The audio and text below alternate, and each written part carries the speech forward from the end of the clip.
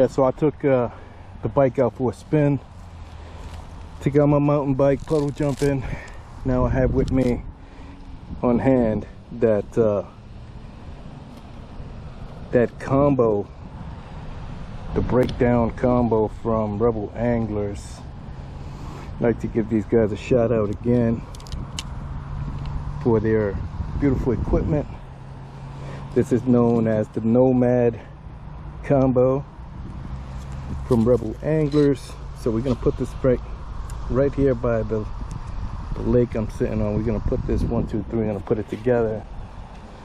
Taking a look, making sure I align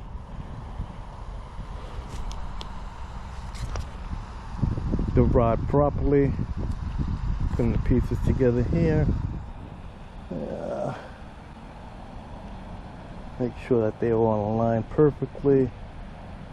Looking nice.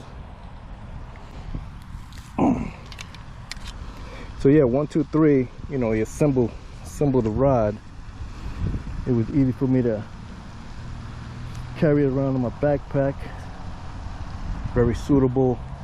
Look at that, Excalibur ready to rock out here. Okay, so I'm just gonna line up, put the line, course the line through the eyes here, and everything's lined up perfectly. We can get some fishing done out here today. Okay, we're back at it again. This time, okay, the Nomad Combo is assembled, and we have a swim jig. Again, this is one of the go-to swim jigs that I do enjoy using. Is the Cliff Pacemaker series 3/8 ounce swim jig with a watermelon red rage crawl from Rage Tail. So let's get at it out here, shall we? See.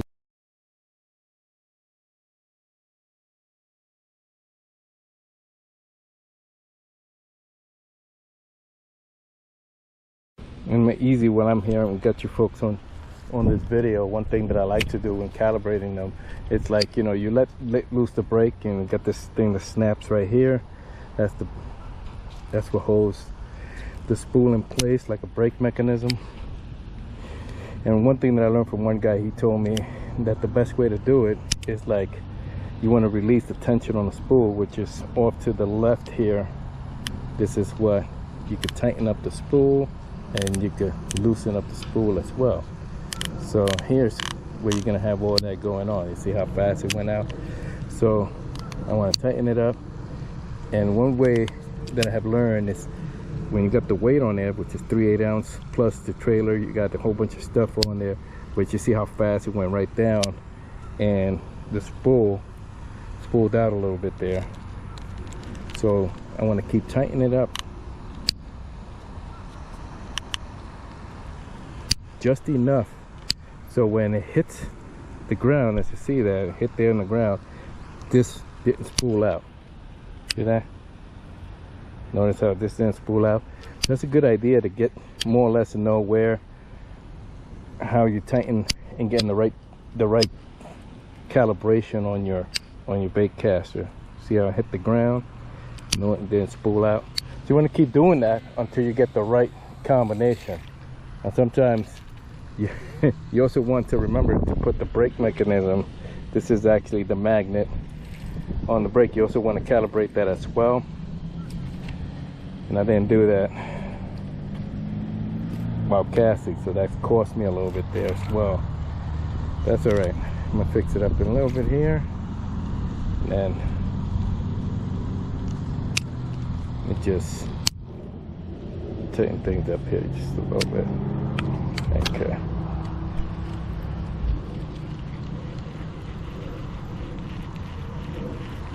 Let me bring it back and retrieve it. It's all about having fun, you know, and also you want to be able to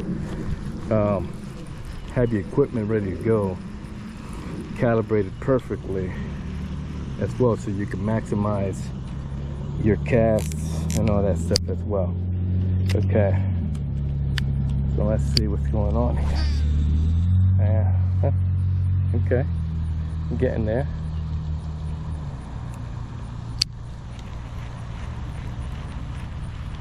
Notice how it hit the water and it didn't spool out as bad as it was spooling out before. So that means I got it somewhere in a good place.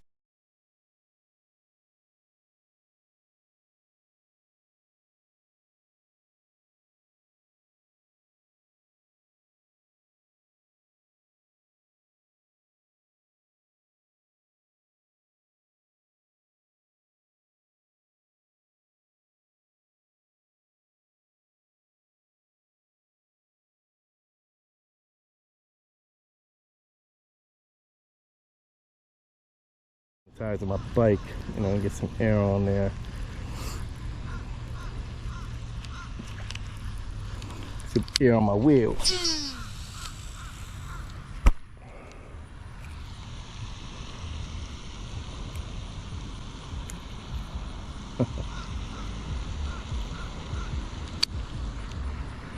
You notice I calibrate in a way that's it's not spooling out of control right now with my casting. That's what you got to remember as well.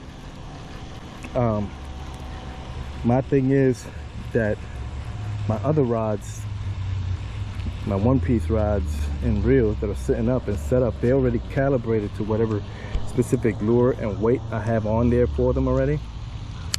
And if you're using something like this along this line that you know you're gonna have to break down and put back together, you want to be able to at least make sure that you calibrate your reel according to the new lure that you switched up and you're using. Oh, hold on, I got something. Okay, we got some. Oh, that's a nice bass. This is nice. Oh no.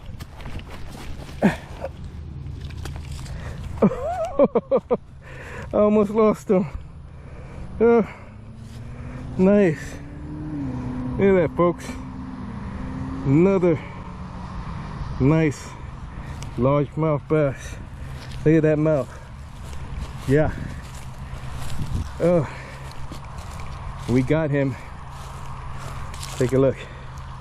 Just look at that. Boom. Nice.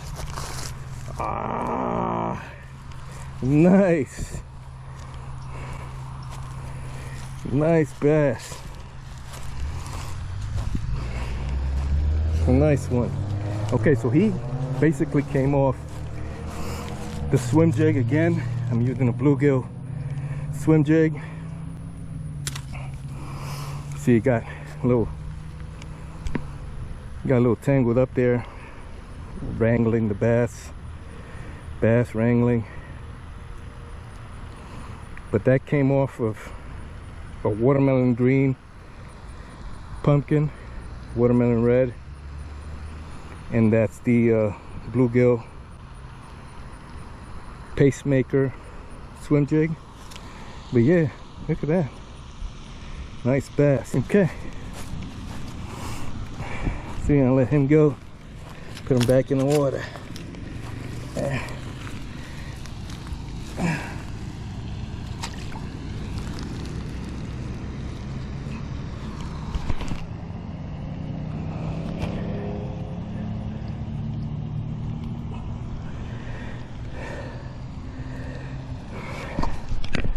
He's tired out. That's okay. Come on, buddy.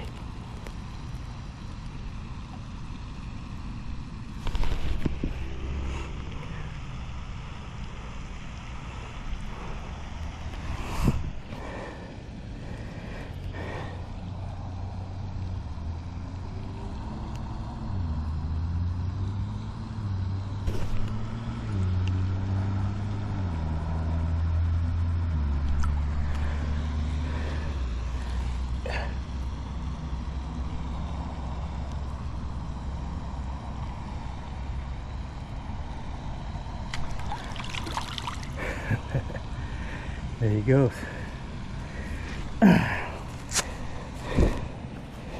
All right. It was nice. Breathing a little heavy out here because, you know, it is what it is. But that was definitely a nice bass off of the swim jig and the handy dandy my traveling helper, the Nomad Baitcasting Combo from Rebel Anglers. So that's awesome. Hey, let's get out of here.